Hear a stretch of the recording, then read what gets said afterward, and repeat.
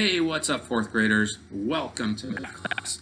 Now, I gotta tell you guys, it was so good seeing you guys on Friday on the field trip. I hope you guys had a great time. We sure had a blast as the teachers, and it's cool to see all of your faces. It's cool seeing just everybody on the big Zooms and all the different things that we did. So it's really cool, and I hope you guys had a good time. So today in math class, what we're going to be doing is we're going to be talking about decimals today. Okay, so we'll be working on page 268. So if you guys want to get your packets open to that, that's going to be our main focus today. All right, so the place values for the decimals, as you guys know, is we have ones, and this is something we've talked about before, so this is nothing new. So in the place values, we have the ones. This is the whole number right here. And then we have the decimal. We have tenths. Notice how I emphasize the THS at the end. So that means that we're dealing with the decimal when we have THS. So tenths, and then the hundredths. Okay? And then what's the word, whenever we're saying a decimal, what's the word that we say when we come across a decimal? So for example, if we have 7.56, we would read this as 7 and 56 hundredths.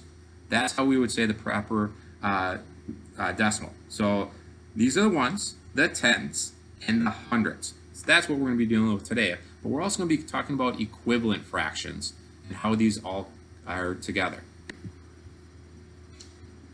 Okay, so let's look at the example 1/10 right here.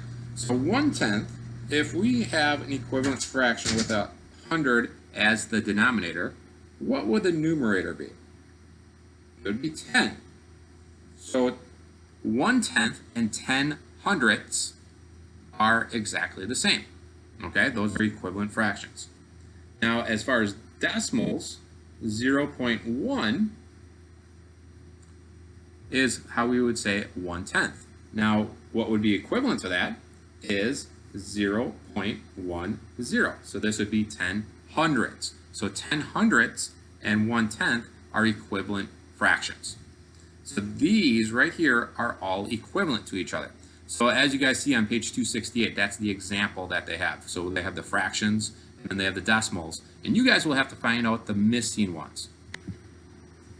So as you see on your homework, for question number 1, it's missing a couple different fractions and decimals. And I'm sure that's where you're going to have to use your brain, and you're going to have to think this through. So we have 10 hundredths, 20 hundredths, and then we have 2 missing, and then we have 50 hundredths, and then you're going to have to figure out what is supposed to go there. I'm sure you guys could figure that out if you look at the patterns, okay? And then you have to find the hundredths first, then you have to find the tenths, and then you'll have to find the decimals below that. What are the missing decimals there? That shouldn't be too difficult. I think you guys should be able to figure that out.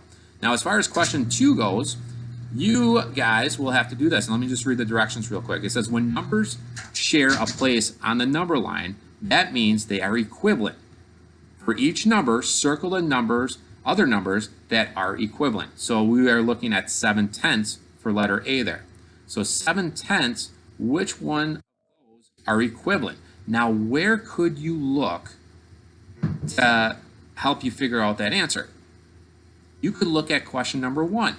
After you guys complete question number 1, question number 2 should be pretty simple because all the answers will be on question 1. So you can see the importance of filling out question 1 correctly.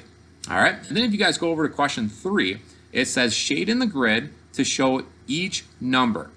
Write 2 decimal numbers to represent each value. Okay, so the first one, letter A, is asking for 8/10. So you could go up to the number line. I don't see an 8/10 there, so that's probably one that you're going to have to figure out where that goes, and then you're going to have to shade that in. So remember, there are a total of 100 little squares there.